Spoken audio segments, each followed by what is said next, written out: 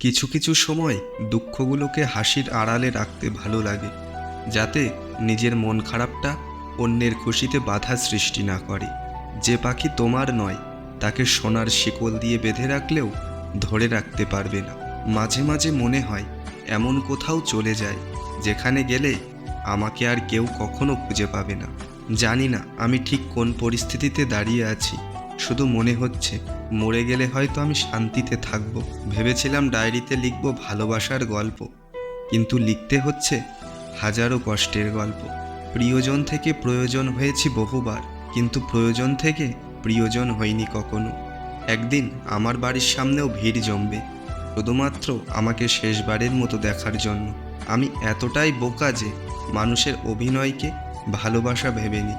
কিছু কষ্টের পরিমাণ এত বেশি হয় যে প্রকাশ করা যায় না, কাউকে বোঝানো যায় না, শুধু নীরবে অশ্রু জল ফেলতে হয়। কিছু মানুষ কখনো কারো আপন হয়ে উঠতে পারে না, তারা শুধুমাত্র সবার প্রয়োজনে সীমাবদ্ধ। একদিন সব কিছু ছেড়ে চলে যাব, তখন আর কারোর বিরক্তির কারণ হব না। সারা জীবন একটাই আফসোস থেকে যাবে, যাকে সবটা দিয়ে ভালোবাসলাম তাকে পাওয়া হলো না। প্রতিটি মানুষই স্বপ্ন দেখে, কারো স্বপ্ন সত্যি হয়, আবার কারোরটা রাতের অন্ধকারে হারিয়ে যায় দূর অজানায়। রাত গভীর হওয়ার সাথে সাথে কারো চোখে ঘুম বাড়ে, আবার কারোর চোখের জল বাড়ে।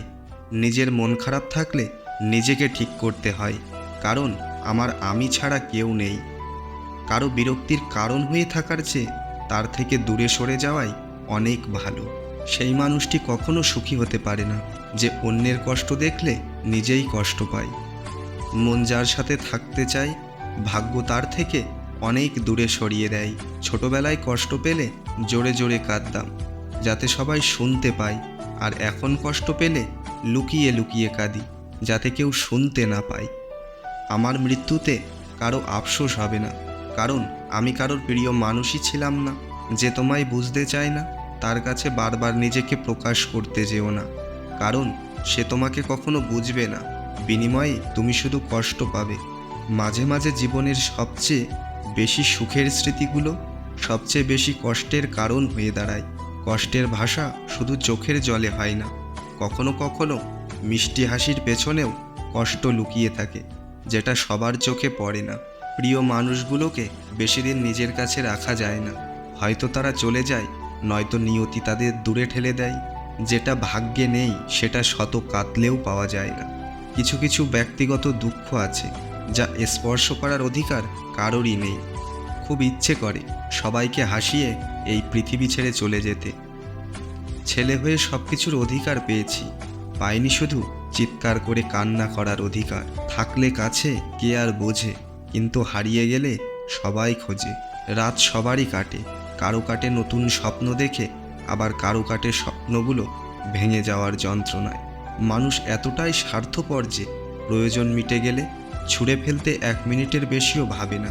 কষ্টগুলো খুবই একান্ত, না পারি কাউকে বলতে, না পারি চিৎকার করে কাঁদতে। সুখে থাকার অভিনয়টা সবার সাথে করা গেলেও নিজের সাথে করা যায় না। যারা নিজেকে নিয়ে ব্যস্ত থাকে তারা কখনো অন্যের দুঃখ কষ্টকে উপলব্ধি করতে পারে না।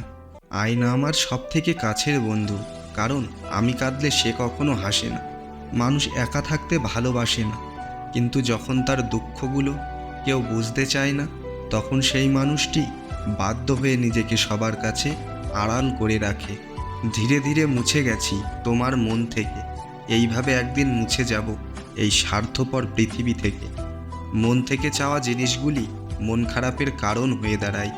হারিয়ে গেলে কেউ খুঁজবে না, অথচ সবাই বলে তুমি চলে গেলে খুব মিস করব। তোমাকে নিজের মতো করে চেয়েছিলাম, কিন্তু তুমি তোমার মতো করে হারিয়ে গেলে।